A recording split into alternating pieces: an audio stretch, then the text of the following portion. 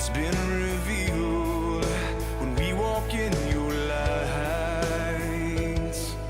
When we walk in it. Hello, and welcome to The Torch. I'm Pat, I'm Kevin. and today we're going to talk about Is Anyone Listening? Is anyone listening? I love it. Well, let's find out. Because our guest today is Misty Winkler. Are you listening, Misty? I hope so. I'm going to try. Hi, Misty. Listening, Misty. Okay, that works. She has a new name. To start with, I'd like to read a quote from our 46th Vice President of this nation, Dick Cheney. It is easy to take liberty for granted when you have never had liberty taken from you. Very true. So, tell me, Misty, do you think the silent majority is taking for granted their way of life and ignoring this true state of the nation, its economy, freedoms, their very lifestyle? Yes, I think that over the last 4 years, a whole lot has changed. I think there's always going to be, people that don't speak out. But I think over the last 4 years, so many people have changed their stance on that and have woken up and see the need to speak out because of what's happening in our country today. And the silent majority are a lot of those people that never really do speak out, and you don't even know where they stand on it. Right. And a lot Right. of people are voicing their... But to be honest, at one time, probably because we've been married for 21 years, and before him, I would have probably been considered silent majority as far as just because I was uneducated and I didn't know. But I think that through these times, these different things that have happened over the past 4 years, I feel like a lot of people have found their voice just because of things they've lived through and had to deal with, and realize, okay, this isn't just, laid back, easy going anymore. This stuff things are happening, things are getting serious, and eyes are being opened because things are being revealed. Well, that's true, I think, because I used to not speak out, and now look at me. Yeah. Yeah. Now we can't get her to shut up. No, just kidding. No, I think it's great. And I think it's great, too, that there's people that, that for all ages and, very diverse, like people that are speaking out that probably have never spoken out before. So I think it's neat seeing the different people, because we need that. We need that. People need to hear the truth from everybody.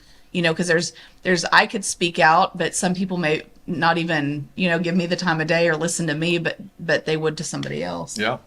Interesting. They're listening to you now. Yeah, I guess so. They have to right now if they're watching. Turn you off. I guess they could. But, my parents lived during the Depression. At that point, they had 2 children, of which I wasn't. But but they did. There was no money, or very little. But they still had to live. They still had to pay rent or whatever. And what I'm hearing now is a lot of the startup families, they're just starting out and they maybe have a kid or 2. And they can't afford to buy a house at the price houses are now. Yes. And now they're fighting the grocery bill and the utility bill and everything else. And so my question is, are we slipping back into that type of style of the Depression era, struggling to make ends meet just to survive? If things don't change, and things don't change really quickly, I would imagine that from the prophetic end and from the just looking, common sense looking, if something doesn't change, I would imagine, we as a family, our grocery bill was like $125 a week, and that's with 3 of us, and it is over $200 a week now for almost the same stuff. And that's still low. Low. Compared to what, It could be. I I mean, know. low because we budget, you know. And when we first started in this house, our utility bill, you do a budget and then you have an average range on the different bills. Our average range, the normal high of this house on electricity was about 250, 300 at the max. We are hovering in the 450 range right now. I just got the thing, the if you keep on spending like you are, your bill, we're going to hit another almost $500 electricity bill here. And we're not doing anything different Nothing here. different, yeah. Matter of fact, we got a new roof with vents that have never been on this house before. And I feel like we have bumped we used to keep it so icy cold during the summer, and now I feel like we have bumped it way up, in the During the high day and stuff, 70s. yeah. Yeah, and I mean it still feels comfortable, but I'm surprised we're not seeing any. No. And also the other day we were at the grocery store. We do curbside once a week, and they used to, and it was same budget then, and they used to come out with, or actually it was cheaper, come out with this big old cart full and load the trunk full, and now we're spending more and they load the trunk, and I'm thinking that can't be it. That's 5 bags. I mean, literally, you're getting nothing for your money, So that's just like food Yeah. and electricity, and in our culture, our American way, people have electricity. So other than not having it on, of course, we're in excessive heat time, so the air is running a lot more. But we've never had vents on the top of our roof to vent some of the heat, and Yeah. this year we do. We do, and nothing. And it's actually more expensive now than it was previously. It's like, Yeah. how does this work? I don't know how younger families, they're just starting out. I don't know how they're doing it. I really don't, unless they're, having to move in with the parents, because it's just, I mean, and we just have one child, How does somebody pay just rent when the house, like if we bought this house, we could not buy this house today No. and afford the mortgage on it if we bought today. And you probably, if you bought your house when your working years at what it's valued at now and have to No. write that check for a mortgage. Yeah, I couldn't do it. No. Especially, you're paying your mortgage payments, you're paying your escrow payments, and it's all adding up to way more. And then you turn around, but you look at the ones who can't afford to buy a house at all because of the high price, but their rent Yeah. is some enormous amount of money. $1,800 or $2,000. Well, just for instance, on the Nextdoor app, you see a lot of people reaching out for help and handouts and stuff, and you have to obviously, be spirit-led in your giving and be able to weed through those. But people are saying on there that to rent, like even a 1-bedroom apartment, and I'm talking a 1-bedroom, 1-bath apartment, is like $1,700 or $1,800 a month. And, in any desired part of town. And I mean, even in Waco, or, it's just, people can't find places to live. And it's very sad. It's really sad. Well, then you add to that the utilities. I'm seeing things, people are talking about $700 electric bills and Yeah. $300 water bills. Of course, they're probably watering their lawn, Yeah. which I'm not right now. So. But to answer your question, I think if something doesn't change in November, and it's going to take time. and it's going to take time, but I think if something doesn't change, I think we all better we better pray, because It's like, there's only like your savings account. When you're starting to dip into savings just to pay normal necessities, it's like, how long is that going to last? Or floating things on the credit card. yeah. And it's the whole cash flow things where you actually don't have enough, but because of the way your paychecks come, you're able to keep Yeah. away from the zero or the negative. I should say the negative. It's like the land of plenty, the land of even, and the land of lack. It's like, Yes. But this, what was happening, Miss Pat, and you probably this is man-made. This is not Yes. like Yeah. a hurricane that's No. hit the entire United No. States and stopped production. This is all man-made. This is all man-made, and somebody has lost sight of the fact that this country was built on, number one, the Bible, Yes. and number two, the freedom of the people. And we, the people, Mm-hmm. are their employers. And we, the people, didn't vote the people that are playing to be in the office. We didn't vote those people in. Well, We, the the people. government doesn't the government have all the money? Well, they spent it all helping. Yeah, not anymore. Well, I mean, I was being Yeah. kind of facetious. Now they spend it as they need it. Well, I was going to say, I thought if you look at the actual government, any government entity, they actually are broke. They don't have any money. No. Where do they get their money from? We, the people. Or the press, the printing press? The printing press, you know. And, you know, all right, here in Texas and several other states, we're border states. And those aren't just people from Mexico coming across that border anymore. No, no. They're coming from all over the world across the border with drugs and disease and I saw a picture of a bunch of people coming across, and none of them looked like they were from Mexico. you know they're calling them immigrants. Well, an immigrant is somebody who comes into this country legally and works very hard for a number of years to get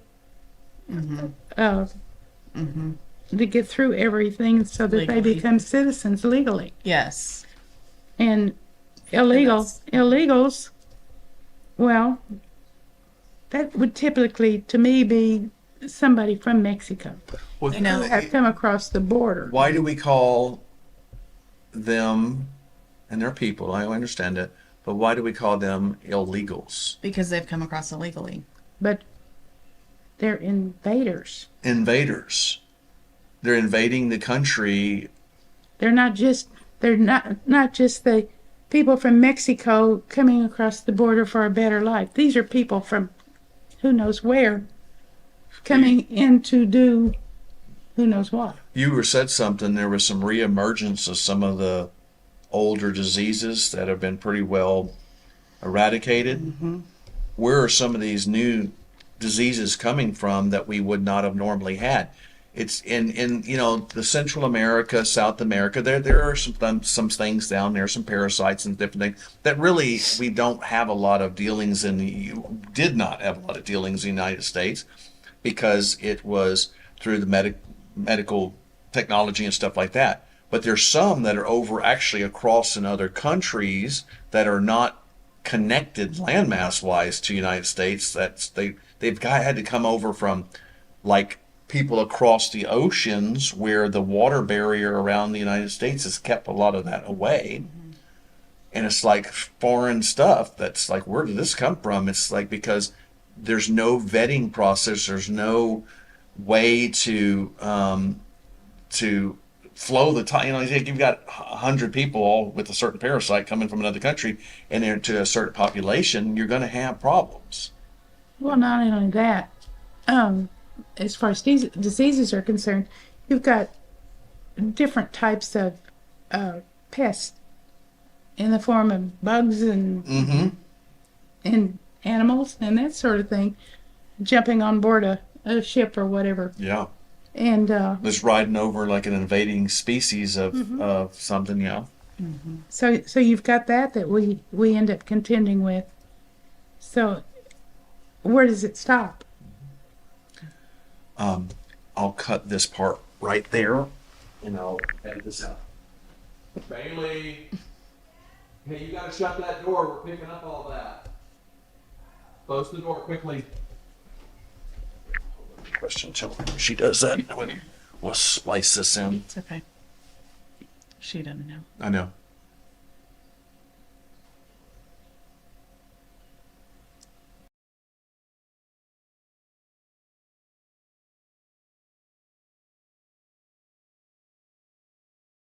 blood type tests and checking to see if there's like hepatitis and some of those Wait, things. wait, legally or illegally? No, legal, like a legal. Oh, yeah. Legal, You yeah. go through because you have to learn the Constitution, you have to learn our form of government, and you have to, like, that is just common sense. I mean, that's the way it always was, but now anybody can come in and, like you said, nobody's being vetted or anything like that. So it's, all this stuff is just That's right. accumulating and creating more problems.